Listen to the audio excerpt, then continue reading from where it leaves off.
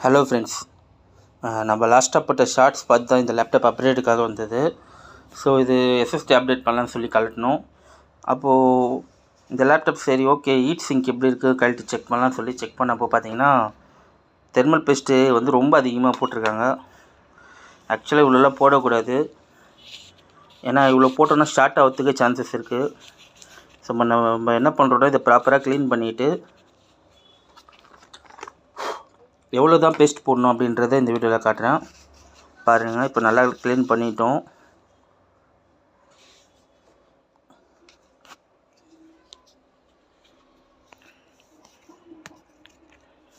So நல்லா clean பண்ணிவிட்டு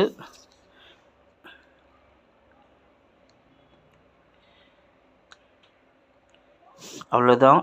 இந்த அளவுக்கு தான் வந்து தெர்மல் பேஸ்ட் யூஸ் பண்ணணும். ஸோ ப்ராசஸ் சைஸ்க்கு ஏற்ற மாதிரி கொஞ்சம் முன்ன பின்ன ஆகும். அந்த மாதிரி ஃபுல்லாலாம் அப்ளை பண்ணணுன்ற அவசியம் கிடையாது. அப்படி பண்ணிங்கன்னா போர்ட் ஷார்ட் ஆக சான்சஸ் இருக்குது. தேங்க்ஸ் ஃபார் வாட்சிங்.